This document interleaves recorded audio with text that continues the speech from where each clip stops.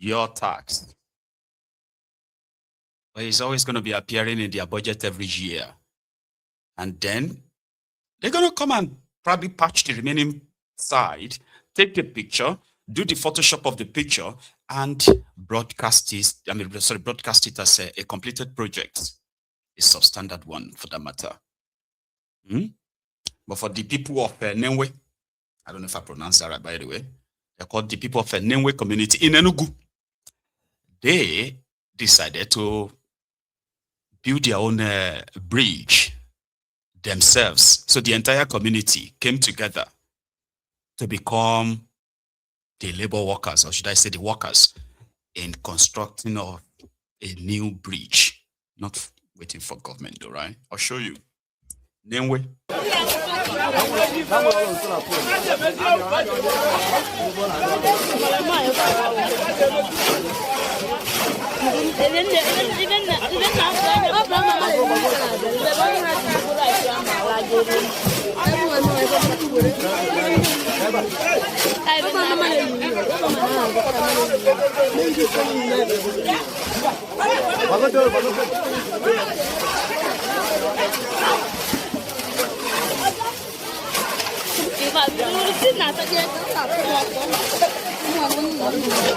Oh, se everything abu mo te tabavu. Ala abodo isi le enwe ego, ke me kele me ko. Ah, ke va ai lata. Abu ta wo igbe. Ora pa ko em ti ko mo mo boka na ma kai gara ji bo mo boka ma. Oh, go even ja idea go ma bele ma ma. Go even ja idea la. Apa ha wa bi a no dey for you. Ngo bele sore lo, wen ke la abodo concrete. No dey for. No la ka wa u concrete. No ke na abodo la ka wa u concrete. Aku vo even ni. Aku la vo. That is life. I abu one la vo ko ya. No. Okay. I hear me working nothing magazi. I'm Sammy. Okay.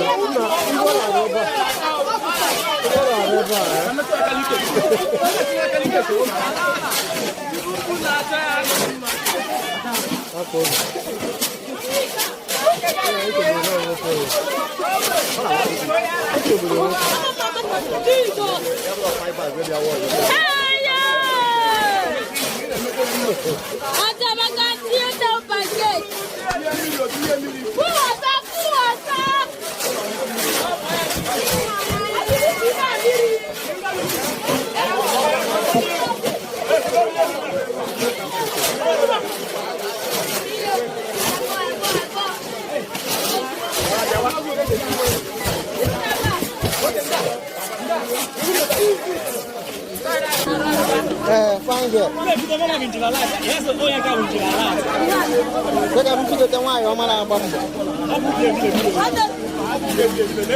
Oh, I'm going to find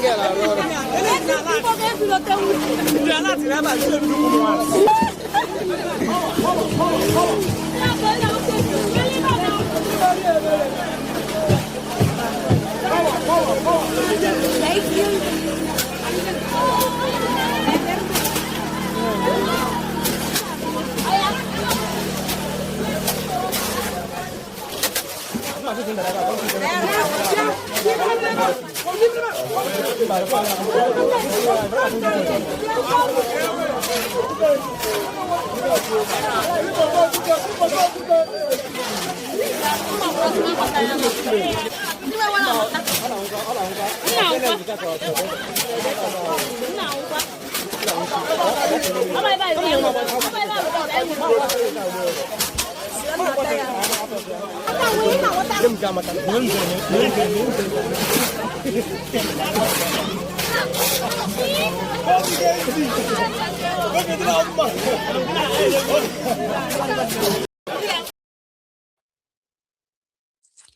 You have no idea how that clip brought these nostalgic memories or something, nostalgic feelings.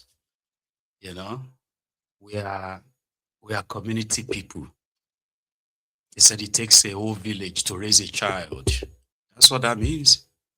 Communities will come together, clear the footpaths the road that leads to the community. Everybody will dedicate a day. Communities will come together, pool resources together, and then build community schools, community markets, community church, community mosque, where people actually have to work as laborers in building those structures. Something that brings everybody together, the love, the laugh, the sharing, you know what I mean? This is who we are. And I feel jealous because I have not really experienced what you can call a real community in that sense of the African setting, in that sense, for the past 14 years. So you can imagine what I felt like watching that, like, oh, man. Oh. You know what I mean? Like, those people are going to grow old. The bridge they are building, so many of them are going to point to that bridge and show their own children. Some will grow old enough to show their own grandchildren and say, I participated in building construction of that bridge. The whole community came together. We all worked and put, every brick. That's what a community is. That's who we are. That's something that could have really propel us to greatness, if not because of this horrible leadership that has sort of like a bedeviled the country. Every part of it. Community. That's what you call community. That is gradually and slowly sort of like fading away. So it's good to see something like that again. It's really good. And I'm not probably going to mind the people whose responsibility was to construct those infrastructures, the government. No. For that, it gives a different vibe, a different feeling. I don't know about you though. You know what I mean? So it's a good job. And well done to them. Meanwhile, the people of Eche, local government area of Rivers State, one of the beneficiaries of Tinubu's abracadabra, the violation of the constitution that created the sole administrator that then conducted the local government elections, which was more or less like a selection, right? Produced different clowns who are now manning the local government areas of Rivers State. Praise singers, all of them. Here is that Eche one, the one that usually talks like with a wiki. Yeah, the one that was fighting over revenue between himself and the neighboring local government. Remember? The guy is in Dubai. A break on vacation. Cheer. How are you? Good? I'm fine. I'm good. Yeah, this is the tallest up there in the world.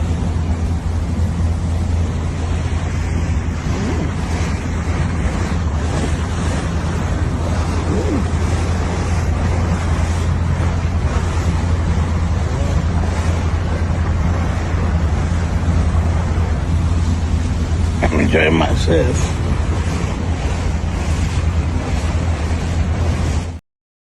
Why not? I'm enjoying myself. The man who came from the creek of Niger Delta, where they have abundance of crude oil, but he's living off at the stipend, the crumb that Abuja is giving them, and he's feeling like he's on top of the world, visiting another oil-producing country. If Nigeria was a real place, the south, Niger Delta part of Nigeria would be pretty much like the most beautiful part of Nigeria, the richest part of Nigeria.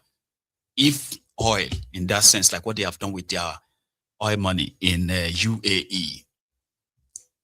He left the creek. The water in the creek cannot be, you can't drink it. There's no drinking water there. Half of their ecosystem, what do you call it, their ecological, or even the water, half of that you can't fish from it because of oil spillage, gas flaring, pollution, and what have you. So from the crumb they are giving them, it took some to go and visit another oil producing country on a boat, on a cruise boat, And he said, I'm enjoying myself. I'm enjoying myself. So when he's done enjoying himself in a country that's got 24 hours electricity, the country that is built with the same crude oil money that Nigeria used in impoverishing them, he will go back to that creek. He's never going to be motivated enough to say, man, they use crude oil money to build that place. So, but look at what we have done with our own crude oil money here. He's never going to get motivated that much. Because those before him were never motivated to fight it that way. So it's not going to be different. And many, many like him won't be different, of course. Let's take a dive to Omoyele Sowore's appearance in court yesterday. If you don't mind. They are charging him for defamation, for calling Tinubu a criminal, right? And also to use these litigations to kind of like hold him down enough. So it's got this to say after the appearance yesterday. Are you ready? Stay there, sir. Stay there, stay there. Oh, man. The camera. Okay, so just a quick one. The charges against referendum laws amended and Yes. and the other defendants were like to react to these and what happened to transfer to the initially you said you don't know who the Twitter handle was. Can you just run us through what happened to them? What we actually found out is that it is not who the Twitter handle is today's topic. It was that a lawyer to the federal government said in court that he was not briefed by the president to represent him. That's the end of the case. Because what these laws are clear about, this is my fourth cybercrime charge. The first one was by Buhari in 2019. And one element of that law, even as it was amended, is that the person who claimed that you are harassing him or bullying him must have complained. So a third party, in fact, how we defeated Buhari in 2019, we were able to prove that Buhari doesn't use the and that Malawi doesn't know anything about it. In fact, at the time that Buhari was complaining about air infection, that he said I was bullying him, how can somebody who cannot hear, read, or write? When we told the thing that we will need Buhari in court in his personal capacity, because that's what the law said, they withdrew the cybercrime charge. So we got a very big one today. And that is why their lawyers are probably not going to pass through this case before the meeting. They admitted in open court that there was no briefing from the president about this case. So the judge, it was very interesting. We kept asking them who then initiated the case, because they didn't want to announce the name of their witness. They only have one witness, unknown. And we said, look, I'm not a lawyer, and I'm not allowed lawyers to do their job, but I've been frequenting courts a lot. The only thing I know about the Evidence Act is that if somebody is being given evidence in a criminal trial, the defendant has the right to, in advance, have a copy of his own pledge. And then you can adequately prepare for the trial. In this case, they didn't know who, they just said we have a witness. And the judge laughably said, even with an evil spirit, we must know what is coming to say. That was how that was given. Apart from the other things, you know, this is an active case. A very active and radioactive case. But the interesting part is that, as one of our lawyers said on TV, the president has not complained that he's not a criminal. He didn't complain to anybody. It is busybodies at the DSS who have nothing to do at the time that the country is in need of their intelligence expertise, so-called, that they went around trying to please the president. Maybe they have some money left out there for lawyers, and they just want to find some people to brief, you know. last thing I'll say is that we have been through this nonsense before.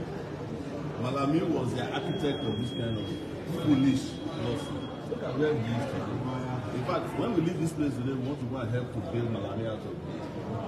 Yes, that's the prison. We are planning to go there because it's an initiative to not only the bail is invented, but the freedom that the bail has. Hopefully, we will still be able to find him there at the prison where he's been hiding. But we are not mocking him because we don't play with fundamental human rights. But it's important for Nigerians to know that if people have work to do at a time like this, they will never brought this lawsuit. And that's why they are not likely to be finding their lawyers addressing the media. They might, after they have heard of what they're happening there, with maybe pick up on some of our statements and use it to address why they are here. But at any rate, I'm available anytime they want me, even though I know this is frivolous, it's a waste of my time, energy. For the last 1 year, these wicked people seized my passport. I have not been able to travel out of the country, Nigeria. But as always stated, there are 200 million people here. I'm not more important than the 199 point something million people who are also trapped there. We must do everything to get ourselves the liberty that we have and the country that governs with common sense. Thank you very much. Revolution. Sure. Yeah, he's offering to help bail out Malamu, but that's just a sarcastic or sarcasm. He's just being sarcastic. He'll say Malamu created all the mess, the madness. I mean, they accused him of defaming Bukwari at the time, and they said, okay, then you will need to bring the person I defamed to court so that he can come here and possibly be your witness to say he feels defamed. And because of that, the case died. Again, they are now holding him or charging him for calling Tinubu a criminal. So they are therefore charging him for defamation. So he called them busybody because Tinubu himself, right, doesn't use the social media. Like Bukwari, who was deaf and dumb, he wasn't hearing things anymore. So how did he hear that Sowore abused him? How did Tinubu know that Sowore abused him? Because you remember that Tinubu told us he know they use social media, remember? I don't read social media anymore. They abuse the hell out of me.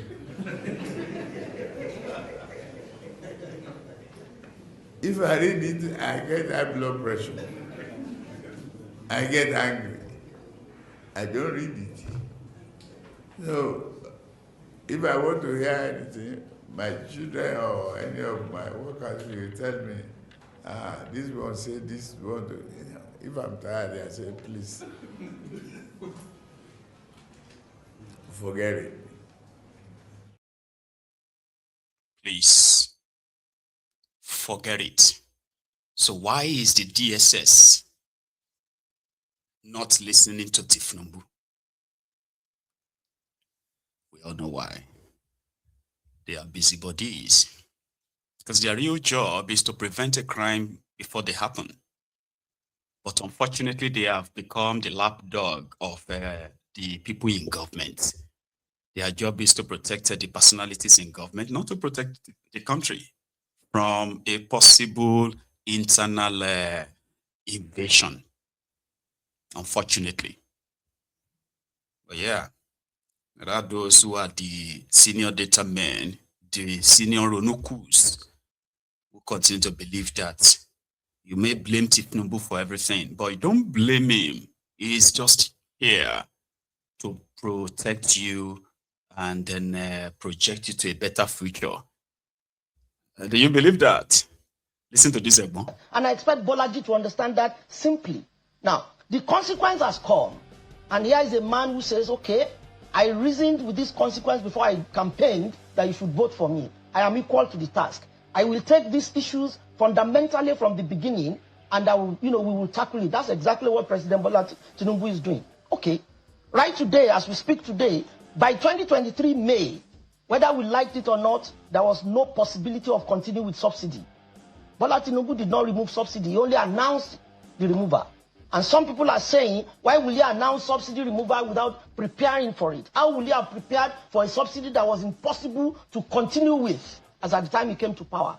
Okay, now what have we done? We've tried to reverse the negative tide of the economy. How? Unemployment rate has dropped drastically from from 33% to about 4-point-something% now. Now, inflation has dropped from... Unemployment rate? Yeah. You need to check your No, but unemployment rate from 33% unemployment to rate as 4.1%. of 2020 was about 33%. Yes. It has dropped drastically. Reason being that there are other sectors of the economy that are absorbing people, not the major sector of the economy. Payment of salaries, civil service salary has not failed one day. State governments no longer borrow money to pay salaries as they were doing before. All I'm trying to say is that we are trying to handle the economy in a way that is only possible by anybody who understands the language of finance. That's exactly what we are having in Nigeria is a general insurgency of some ISIS, ISWAP, and all of that. Okay. Is it wrong to employ the services of public relations experts? Is lobby a criminal act? In public relations, which I know very well, when a situation is getting tacky and the channel of conviction is a bit narrow and funny, you need some experts to break the ice. So what has Nigerian government done wrong? You see, these people are very wicked, and Nigerians need to understand that coalition called APC is evil, and I'll tell you what I mean. See him talking about there's no food in Nigeria. Why spend $9 million to do PR? For God's sake, we saved Nigeria from some unjustifiable and hallucinating destruction that could happen from one man whose action cannot be determined the next minute. We have seen that man take a lot of actions that were not actually justified. And when he said further that Nigeria wanted to be nice before the Americans, what kind of statement is that? What kind of absolute illiteracy was that? Are we trying to be good before Americans, or we are trying to explain to a people who do not have the right information about us that this is not right? What we are hearing is wrong, and we have succeeded in doing that. Isn't that reasonable?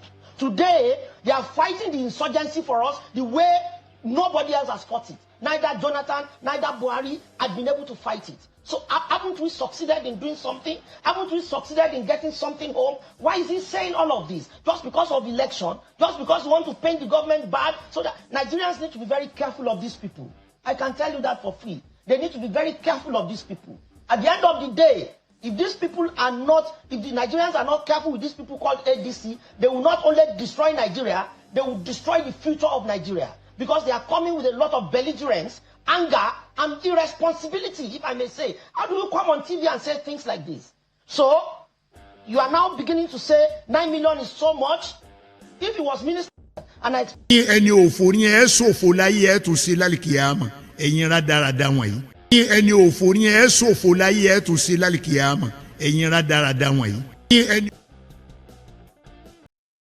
So you should probably learn how to send a few courses their way. You know, if you are challenging Tinubu, it's because you want to come and destroy the future of Nigeria. You want to come and destroy Nigeria. Tinubu is fixing Nigeria right now, and everything is fine. Unemployment has come down and all that. Mad people everywhere.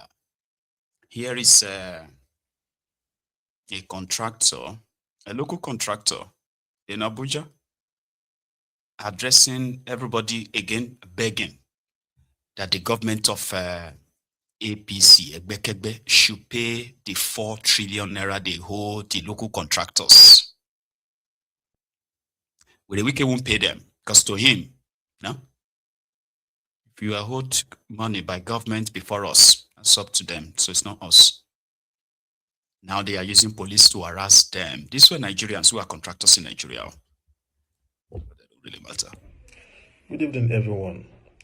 My name is Adelibola Benson Ihua. I'm the chairman of FCTA Indigenous Contractors. I want to use this opportunity to appeal to Mr. President, President Bola Ahmed Tinubu, the President of the Federal Republic of Nigeria, the President of the Senate, the Speaker, House of Representatives, the media,